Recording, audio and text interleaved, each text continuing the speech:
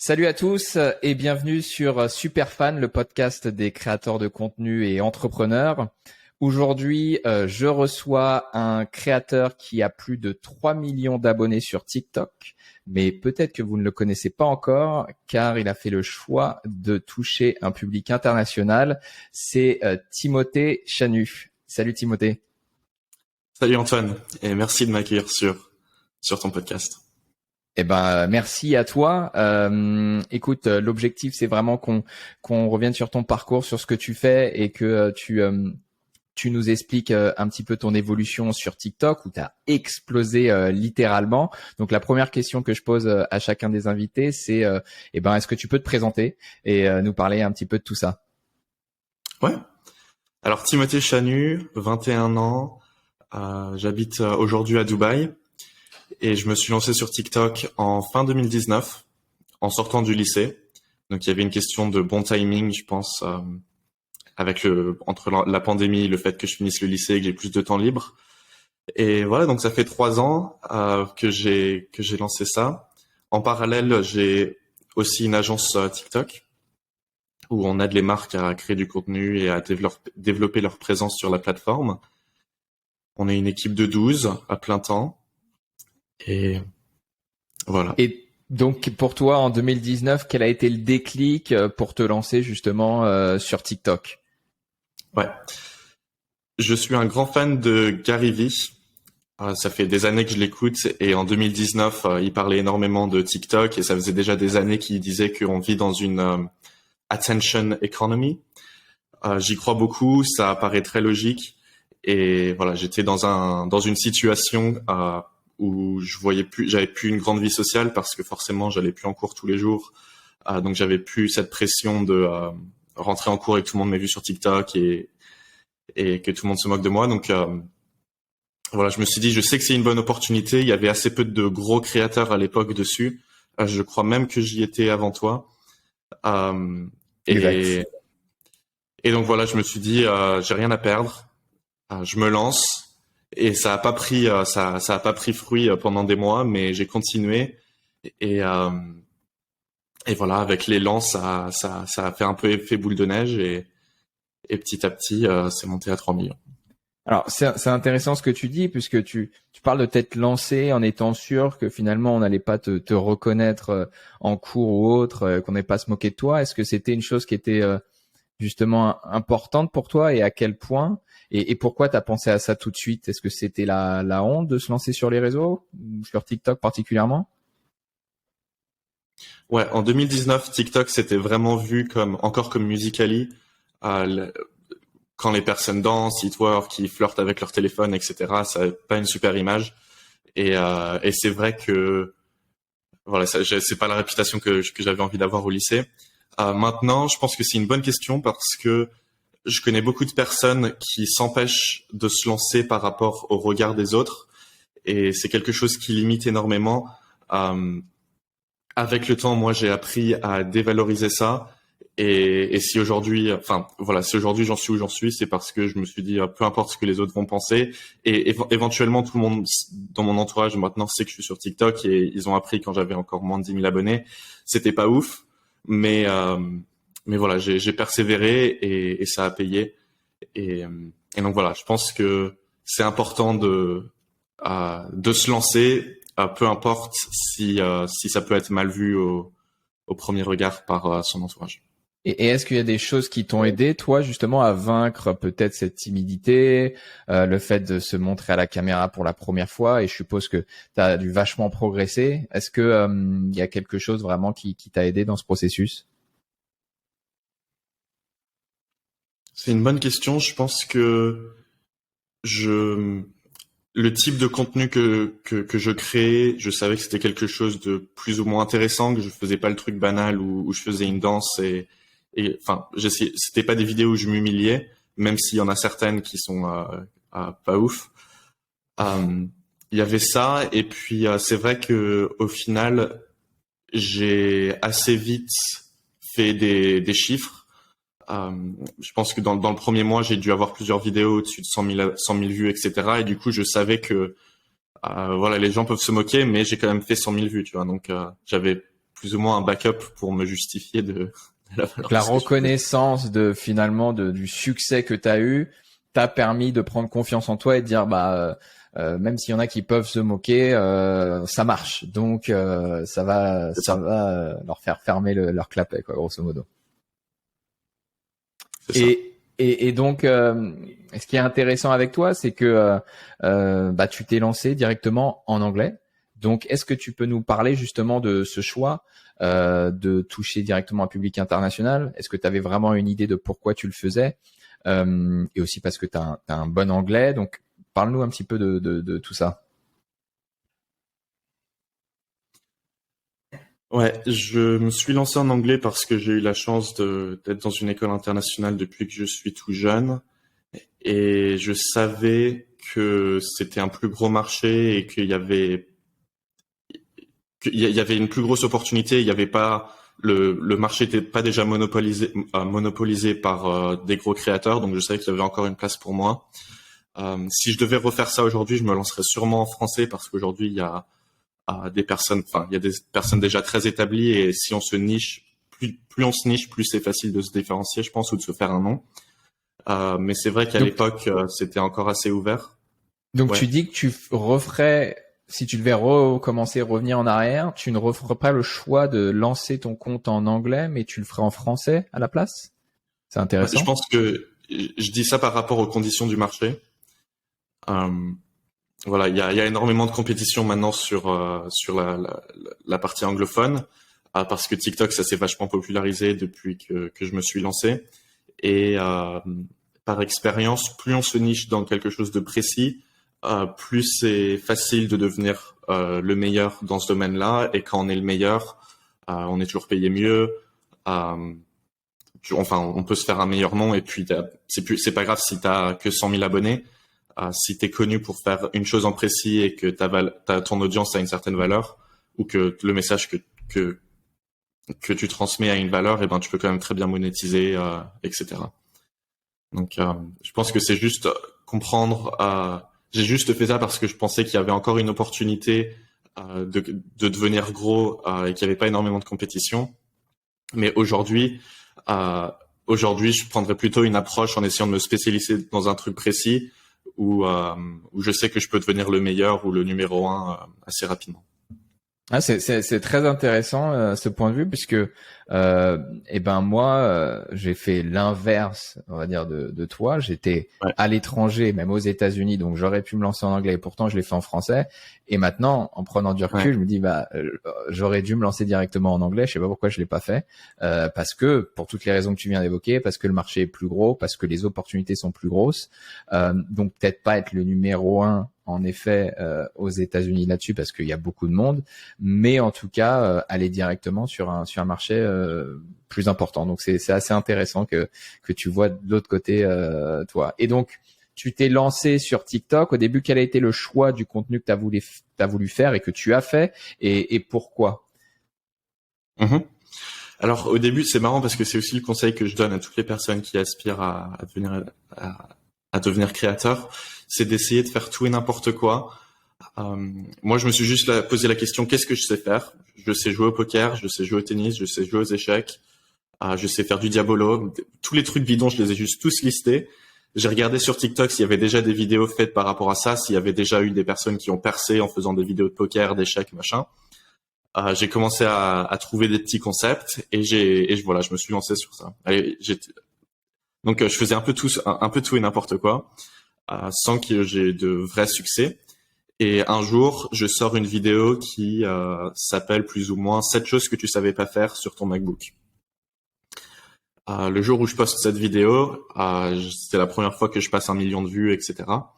Et c'est suite à cette vidéo que j'ai commencé à prendre cette direction de parler plus de tech, etc. Et donc, en fait, voilà, la leçon, c'est que j'ai fait un peu tout et n'importe quoi des choses qui m'intéressaient, jusqu'à qu'il y ait un truc qui marche. Et suite à ça, j'ai continué dans cette direction et petit à petit, j'ai développé un type de contenu et disons une formule pour mes vidéos. Et donc ensuite, tu as continué uniquement sur ce type de contenu, donc autour du milieu de la tech, des apps, des astuces, des hacks, et tu as continué là-dessus et tu t'es dit, je vais oublier tout le reste parce que j'ai trouvé ce qui avait marché et fonctionné pour moi. Et c'est la stratégie depuis que tu suis. Exactement. Et donc, tu as répondu déjà un petit peu à la question. Qu'est-ce que tu conseillerais à toute personne qui se lance aujourd'hui sur TikTok, parce que ça a vachement évolué, même au niveau de l'algorithme, de la compétition. Donc toujours la même chose, essayer de faire un maximum de choses différentes, de types de vidéos différentes et voir ce qui marche. Mais en plus de ça, est-ce que tu as d'autres conseils que tu pourrais délivrer? Je pense que c'est toute une question d'élan. Quand on commence, c'est la partie la plus compliquée, c'est de créer un élan où tu postes tous les jours. Ça marche pas vraiment, mais c'est la partie la plus cruciale parce que si t'arrêtes, ça marchera jamais. Mais si t'arrives à persévérer et à continuer, petit à petit, tu vas construire cette boule de neige. Et voilà, si t'arrives à maintenir cet élan et disons que moi pendant presque un an, je postais 3 vidéos par jour. Et c'est ça qui m'a fait monter au premier million. Et qu'est-ce qui t'a permis de garder la foi et de continuer à poster même si ça marchait pas? Parce que 3 par jour, c'est quand même un rythme important. Ouais. Qu'est-ce qui t'a dit, OK, il faut que je continue? Ou est-ce que tu as continué à poster plus une fois que tu as eu tes premiers bons résultats? C'est vrai que j'ai eu des résultats assez... Enfin, j'ai eu 2-3 validations au départ de ma carrière sur TikTok. Je pense qu'une au bout de 2 semaines et puis ensuite dans les premiers mois. Mais je savais que je sais que c'est une creator economy, donc c'est un bon marché et que il y a énormément de organic reach. Le fait que je puisse faire 500 vues par vidéo alors que personne me connaît, etc. C'est un signe. Ça veut dire qu'il y a quelque chose à faire ici. Donc c'est juste que je savais que dans le fond il y a une opportunité, c'est juste que j'ai pas encore réussi à capitaliser dessus. Donc j'ai pas encore réussi à percer, mais éventuellement, si je continue, j'avais juste, la foi de continuer parce que je savais que l'opportunité est là. Il faut juste que j'y arrive moi-même, quoi. Et on parle beaucoup d'opportunités. Est-ce que selon toi, l'opportunité sur TikTok, elle existe toujours, ou de manière générale dans la creator economy en tant que créateur, est-ce qu'il faut du coup aller à fond sur TikTok? Est-ce que tu recommandes de se diversifier, d'aller sur YouTube Shorts, les Reels d'Insta? Quelle est pour toi la meilleure stratégie pour les créateurs de contenu, on va dire, en 2023? Ouais. Je pense que c'est le contenu, le court format vertical, enfin les vidéos du type TikTok. Ça, c'est vraiment une vague qui continue de grossir. On le voit avec Instagram Reels, YouTube Shorts qui viennent de sortir, qui vont commencer à monétiser. Et je pense que il vaut toujours mieux commencer sur TikTok, à créer les vidéos sur TikTok et ensuite les reposter sur les autres plateformes, au lieu de faire dans l'autre sens.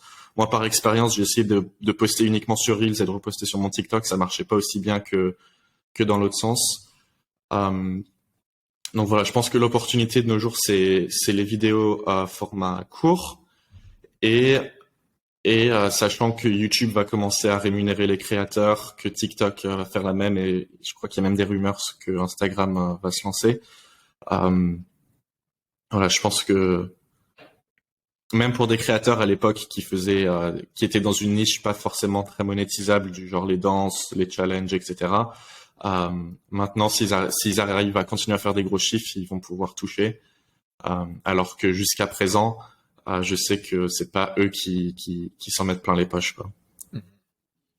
Et donc, si on reprend ton parcours, tu t'es lancé en 2019, t'as persévéré, t'as trouvé des premières vidéos qui marchaient, donc t'as continué à en faire plus et t'as été jusqu'à 3 vidéos par jour pour atteindre le premier million d'abonnés. Donc là que tu te rends compte forcément, déjà même avant le million, j'imagine que tu as quelque chose. Quand est-ce que tu as commencé à monétiser ton compte TikTok et peut-être à travailler avec des marques? Ça intervenu à quel moment et tu avais combien d'abonnés? Ouais. Je crois que c'était quand j'avais à peu près 70 000 abonnés. À l'époque, payer pour des vidéos TikTok, ça se faisait pas vraiment. La façon dont c'est arrivé pour moi, c'est que j'ai fait une vidéo sur Shopify qui a c'était pas exactement Shopify, c'était une des annexes de Shopify, mais qui appartient et qui était directement liée. La vidéo a fait 13 millions de vues, il me semble. Ça a fait crasher leur site. Et c'est marrant parce que j'avais pas fait de lien en bio ni rien. J'avais juste parlé du site en disant voici comment créer un logo en 30 secondes. La vidéo a percé. Ça a fait crasher leur site, j'étais pas au courant, et le lendemain j'ai Shopify qui m'appelle, qui me fait hier on a notre site qui a craché, on comprend pas. Incroyable. Et on a appris par A plus B que c'était grâce à que c'était la vidéo. Moi surpris en plus parce que à l'époque je faisais du dropshipping, donc Shopify c'était le cœur de je veux dire c'était le centre de toute mon activité, et de voir que ce soit eux qui m'appellent et qui me disent ça. Et donc suite à cette conversation, ils m'ont demandé de faire plus de vidéos, et c'est là la première fois que j'ai été rémunéré. Il me semble que c'était quelque chose dans le style de 200 € la vidéo ou un truc comme ça. Super. Et donc première fois que tu travailles avec des marques. Du coup, ensuite, est-ce que tu as eu plus de collaboration avec ces marques? Comment se passe le process? Est-ce qu'elles viennent vers toi, ou est-ce que toi, tu as été démarché des marques? Alors, pour dévoiler un petit peu les secrets de nos auditeurs, j'ai travaillé avec toi, Timothée, via mon agence aux États-Unis, où j'ai eu deux, trois clients, des applications principalement qui cherchaient des profils comme le tien. Donc bien sûr, on a travaillé avec toi. Donc voilà, je sais en tout cas que tu as collaboré avec des marques avec nous, mais j'aimerais savoir du coup comment s'est passé ce processus, à quelle fréquence tu as des partenariats avec des marques depuis ce premier avec Shopify. Ouais. Donc il y a eu de plus en plus de marques qui se sont intéressées au marketing TikTok depuis ce jour-là, et je pense que honnêtement c'était vraiment cette histoire avec Shopify, c'était un peu une des premières fois que ça a été fait pour cette niche. Et donc il y a eu de plus en plus de monde qui a commencé à me contacter en inbound. Et c'est marrant parce qu'au début je connaissais pas vraiment les prix, et du coup, enfin en rétrospect, j'aurais dû me vendre 10 fois plus cher. Mais voilà, donc j'ai eu des personnes qui venaient vers moi. Après, moi, je trouve que je suis pas très stimulé par juste la création de contenu. J'aime bien créer des systèmes et avoir quelque chose de récurrent, et d'avoir quelque chose de stable, systématique, et qui soit plus ou moins récurrent. Donc très vite, je me suis attaqué à la question comment est-ce que je peux faire pour avoir plus de sponsors, ou savoir que mon TikTok va me remporter X par jour. Et donc j'ai commencé à faire du outbound, où c'est moi qui approchais les marques, etc. Et suite à ça, j'ai dit au début de notre conversation que je tiens une agence. Suite à ça, je les vends aussi. En plus de faire une vidéo pour moi, je peux facilement les upsell pour qu'ils deviennent mes clients, qu'on s'occupe de leur page. Et donc en fait, ça crée un peu un espèce de cercle où je vends une vidéo, et ça rentre dans mon agence, où ensuite on peut encore continuer à les faire payer mois par mois, etc. C'est très intéressant. Et donc du coup, tu les contactes, les marques, comment? Par email, par DM sur Insta ou autre? Quel est le processus à suivre? Parce que c'est quelque chose que je recommande beaucoup aux créateurs, de leur dire, quand vous êtes créateur et que vous voulez monétiser votre compte, vous êtes avant tout des vendeurs, vous êtes des entrepreneurs, et donc les marques vont pas toujours venir vers vous parce qu'elles vous connaissent peut-être pas forcément dès le début. Donc il va falloir aller les chercher. Et donc je pousse au maximum justement d'aller contacter ces marques. Comment toi est-ce que tu fais ça?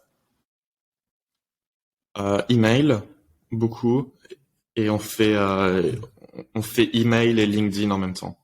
Donc on va voir leur page LinkedIn, on leur envoie un message, on envoie un email par rapport au message qu'on a envoyé à LinkedIn, et voilà.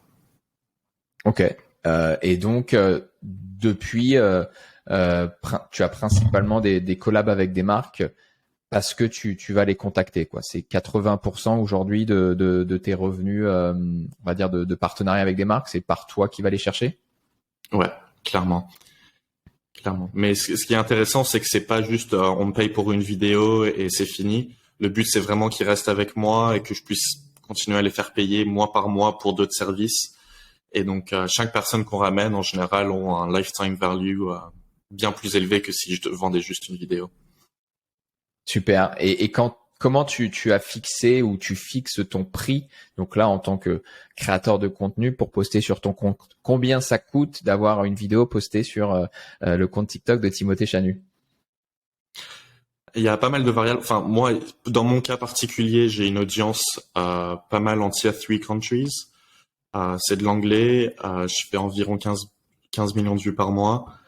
Et donc, avec ces paramètres-là, et aussi en fonction de ma niche, je me vends à peu près à 15 000.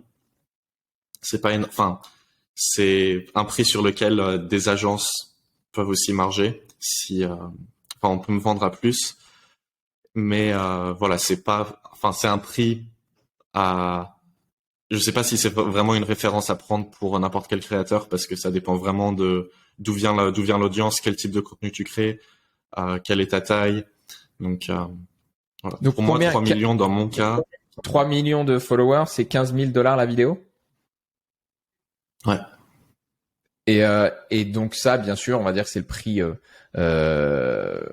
classique. Et si la marque veut réutiliser le contenu, le diffuser en pub, je suppose que tu rajoutes par rapport à ça. Parce que la question, et pourquoi je te pose ces questions, de fixer son prix, c'est vraiment une problématique que rencontrent beaucoup de créateurs.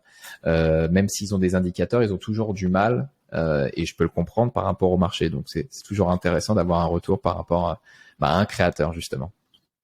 Bah, je pense que toi, tu saurais répondre à cette question mieux que n'importe qui, à mon avis. En termes de savoir combien vaut un influenceur, tu dois être l'expert. Ouais, il y a pas mal de critères, mais c'est vrai que ça dépend de l'objectif de la marque également. Et puis je pense que ce qui est important, c'est d'être fair avec les créateurs. Il y a beaucoup de marques qui essayent de réduire le prix parce que ça, forcément, avoir une vidéo d'un créateur qui va faire des millions de vues et que t'as payé pas cher, t'es content. Mais de l'autre côté, il y a le créateur qui travaille, donc c'est toujours être dans le bon milieu pour créer des bonnes relations, selon moi, avec les créateurs et pouvoir travailler avec eux sur le long terme. Mais c'est vrai, ce qu'on regarde beaucoup, ça va être bien sûr les vues qui sont effectuées sur les dernières vidéos, le taux d'engagement, l'audience, où elle est située, l'alignement, la qualité du contenu. Donc il y a beaucoup aussi d'éléments subjectifs. Donc c'est pour ça qu'il n'y a pas vraiment un prix de marché pur.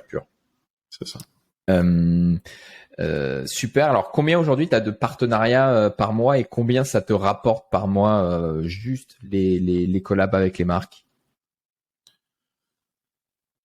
Juste les collabs avec les marques, ça doit tourner au minimum à 40 jusqu'à peut-être 100.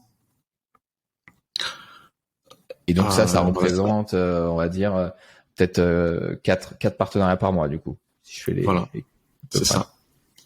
Eh ben, Encore une fois, top.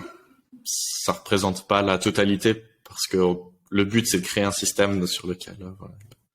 Mais alors justement, tu me fais le pont et c'est parfait puisque toi t'es l'exemple selon moi d'un créateur de contenu qui est également un entrepreneur qui a su lancer son business à côté et qui utilise beaucoup ses réseaux pour faire connaître son business et pour gagner en visibilité. Est-ce que tu peux nous parler du coup de ton agence TikTok que tu as lancée? À quel moment tu l'as lancée par rapport à l'évolution de ton compte? Et quels sont tous les services que tu proposes peut-être et peut-être tu as d'autres business également. Ouais, alors l'agence je l'ai depuis un moment, mais avec la croissance de mon compte, j'ai essayé d'aligner les deux et que ça soit complémentaire parce que je pense que c'est toujours important de se focaliser sur une seule chose et de pas avoir 5 ou 6 business et de devoir jongler entre les. Pouvoir se focaliser sur une chose et devenir le meilleur dans un, je trouve que c'est toujours une meilleure position et j'ai fait plusieurs fois l'erreur dans ma carrière. Donc j'ai essayé de trouver une façon d'aligner les deux. Je pense que ça fait 2 ans maintenant qu'on se focalise purement sur TikTok. On est responsable pour toute la présence d'une marque, donc on crée leur contenu. On a une vingtaine de créateurs qui travaillent avec nous. On crée les vidéos pour eux, on poste pour eux. On crée des tunnels de vente pour vendre les produits ou l'application ou quoi que ce soit. Et le troisième service, c'est la publicité TikTok. De la TikTok, ok, donc full TikTok. Et du coup, j'imagine que tu nous l'as expliqué, quand tu vas contacter les marques et que tu vends tes services de toi en tant que créateur et ensuite les services de ton agence, c'est la principale manière pour toi d'acquérir de nouveaux clients. Est-ce que tu as aussi des gens qui juste découvrent sur ton compte TikTok par les vidéos, qui veulent travailler avec toi derrière? Ouais, absolument. Je pense que d'ailleurs même les plus gros clients que j'ai eus sont venus vers moi depuis mes vidéos TikTok. Donc ça a été, enfin organiquement, ça a aussi été une bonne méthode d'acquisition de clients. Est-ce que pour toi, la création de contenu et donc la présence en ligne, et particulièrement sur TikTok, est indispensable à la réussite d'un business, même si ce business n'est pas une agence TikTok? Parce qu'il y a beaucoup de marques qui se demandent est-ce qu'ils doivent être présents sur TikTok. Qu'est-ce que t'en penses, toi? Je pense que c'est surtout une question de créer du short form content parce que c'est vraiment ce qui domine tous les réseaux sociaux, même en publicité. Donc, juste pouvoir créer du contenu, du contenu court et en faire en volume, enfin en faire un par jour ou 5 par semaine, etc.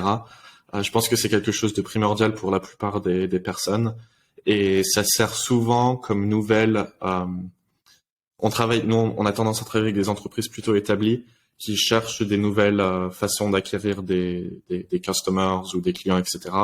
Souvent, ils sont établis sur Facebook, ils sont établis sur YouTube euh, ou d'autres plateformes et ils cherchent des nouvelles voies. Et TikTok, souvent, on vend ça comme bon bah voilà, on va tester. Pour certaines personnes, on a eu des retours qui ont bien excédé ce qu'ils ont vu sur YouTube ou sur Facebook. Et pour d'autres marques, ça a un petit peu moins marché. Notamment en B2B, on a un peu plus de mal. Nous, on est assez fort en B2C, enfin pour vendre du B2C sur TikTok. Et voilà, donc je pense que est-ce que TikTok c'est primordial? J'aurais tendance à dire non, mais est-ce qu'il faut s'adapter aux nouvelles tendances et est-ce qu'il faut voilà arriver sur la vague avant que ça soit saturé? Je pense que oui, et par conséquent, je pense qu'il faut créer du contenu et donc être sur TikTok. Alors, tu dis qu'avec certaines marques, c'est plus difficile que d'autres, et plus peut-être sur le B2B, TikTok est pas l'endroit où il faut être absolument. Est-ce que tu leur conseilles du coup de faire du contenu court sur d'autres plateformes, ou c'est juste peut-être que l'acquisition via la création de contenu est pas forcément la meilleure chose pour eux? Ou est-ce qu'il faut qu'ils aillent sur LinkedIn, ou je sais pas? Ouais, je pense que c'est toujours important de créer un écosystème dans le sens où en général, même pour du B2B, ce qu'on leur dit, c'est faites du contenu court et ensuite on les funnel sur une vidéo YouTube ou on les funnel sur le LinkedIn où là il y aura plus de contexte, ça sera un peu plus approfondi et les personnes en B2B, voilà, enfin c'est là où on pourra les nurture et c'est là où on pourra faire la vente. Le problème c'est que voilà, quand en B2B en général c'est des produits plus chers ou des services plus chers et que c'est pas enfin, avec une vidéo de 15 secondes, on a du mal à vendre instantanément. Alors que quand on vend un produit à $15, c'est plus faisable. Et donc toi, est-ce que donc c'est ton business principal, donc tu as ton compte TikTok, ta visibilité en tant que créateur, ton agence, tu nous parlais de dropshipping un petit peu plus tôt. Est-ce que c'est quelque chose que tu faisais avant et que tu fais plus, ou est-ce que tu as d'autres business encore à côté, si tu trouves le temps avec tout ça? Je pense que comme je l'ai dit avant, j'ai plusieurs fois fait l'erreur de me lancer sur plusieurs choses. Et il y a une expression en anglais qui s'appelle spinning plates. Et en fait, c'est une très mauvaise idée. Parce que du coup, ton mental capacity, elle est divisée en quatre ou en peu importe le nombre de choses que tu as à faire. Alors que si tu mettais tous tes œufs dans le même panier et que tu t'allais à fond sur un seul truc, tu irais beaucoup plus loin, tu serais beaucoup plus efficace.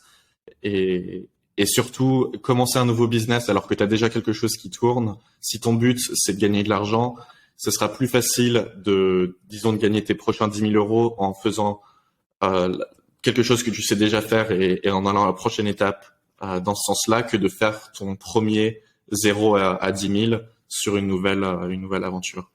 Donc oui, moi à l'époque, TikTok et mon agence, c'était pas mon premier business model, enfin pas mon premier business. J'ai commencé en dropshipping en 2017 quand j'étais encore au lycée. C'était des résultats assez médiocres. J'ai jamais vraiment percé en dropshipping, mais parce que ça jouait pas vraiment sur mes capacités, enfin mes atouts, disons innés. L'agence, c'est beaucoup plus le cas. Donc voilà, c'était juste une question de reconnaître un peu ses strengths and weaknesses. Et petit à petit, ça s'est développé en agence, enfin voilà, PDG d'agence TikTok. Ah bah c'est génial. Attends, déjà, je suis impressionné. Tu as 21 ans, tu faisais du dropshipping déjà très jeune et à 21 ans, t'as fait tout ça. C'est assez exceptionnel. Faut le dire. Donc aujourd'hui, pour toi, le focus, c'est du coup ton compte TikTok ou ta visibilité sur les réseaux pour continuer à évoluer, à croître. Et à côté de ça, ce qui est lié directement, c'est ton agence et tu veux continuer à faire grossir ton agence ou est-ce que t'as d'autres choses à part ton compte TikTok, tu veux te développer sur Insta davantage, YouTube ou tu continues vraiment full TikTok? Ouais, moi je pense que c'est toujours important. Comme je l'ai dit avant, TikTok ça permet d'avoir énormément de visibilité. Aujourd'hui, je suis pas convaincu de la qualité de mon audience dans le sens où si demain je dis j'ai un meet and greet à Dubaï, je sais pas combien de personnes vont venir, tu vois. Donc mon objectif, c'est de libérer un peu de mon temps avec mon agence. Là, ça fait 1 an que je suis un peu, je suis vachement focalisé là-dessus et j'ai un peu arrêté TikTok, où je poste beaucoup moins. Mon but, ça va être de me reconcentrer sur mon personal branding parce que pareil, je pense qu'on est toujours dans une creator economy, il y a toujours l'opportunité et le truc, c'est que quand tu crées un nom, personne peut te le prendre. Tu as un business, quelqu'un peut créer un lawsuit, tu peux être bankrupt, etc. Mais si tu te crées si juste ton nom est connu, ça disparaît pas, personne peut te le prendre. Bon, après, il y a une question de réputation. La réputation, c'est encore plus dangereux, mais, donc moi, mon focus, ça va être de reprendre, la création de contenu, at scale et de créer cet écosystème où je vais commencer à me mettre sur YouTube, je vais me relancer sur LinkedIn, pour faire du contenu plus approfondi et cultiver une audience un peu plus engagée. Alors il y a plusieurs choses super intéressantes de ce que tu viens de dire. La première, c'est tu ne sais pas finalement à quel point ton audience ou ta communauté plutôt est réelle et engagée. Et je pense que c'est un problème entre guillemets qu'on est en train de voir avec des créateurs qui ont explosé grâce au contenu court, où tu peux avoir une visibilité qui est énorme, mais où finalement il est un petit peu faible en termes d'engagement avec les personnes par rapport au contenu plus long, donc le contenu YouTube.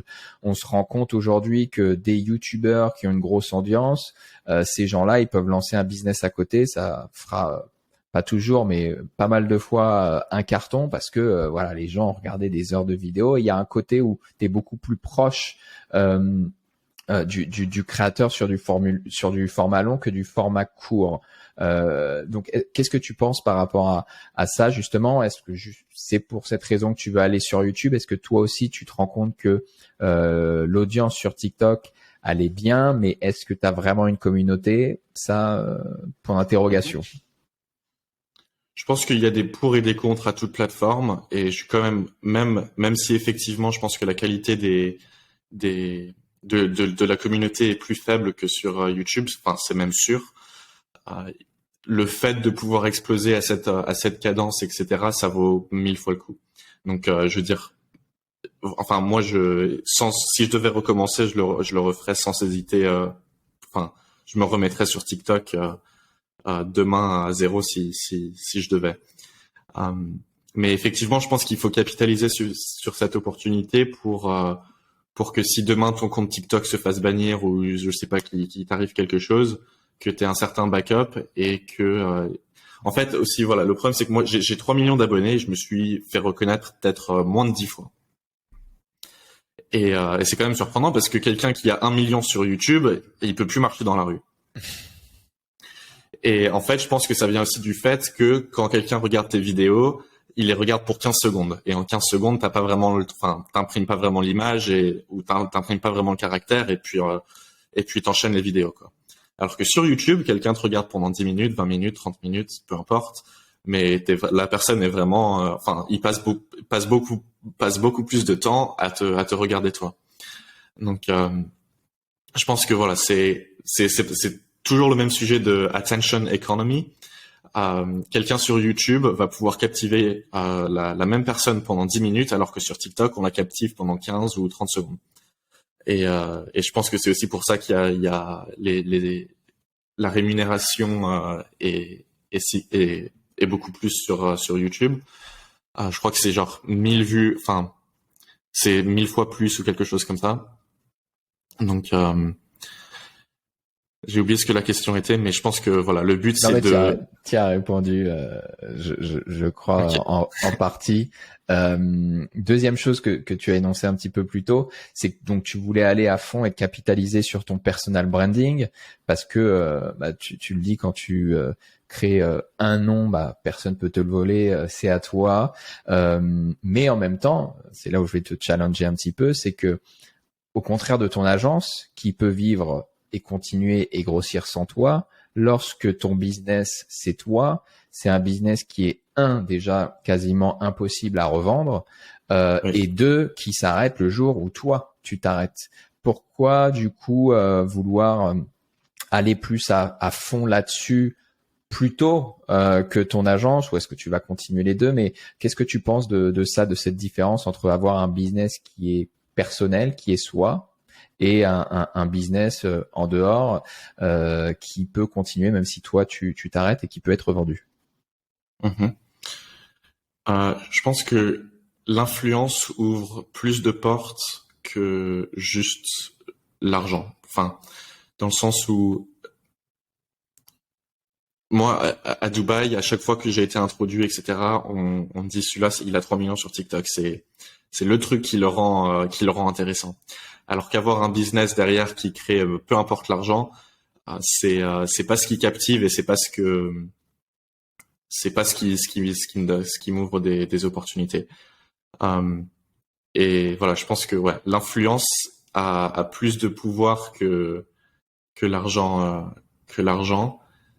et donc c'est pour ça que je continue dans cette direction.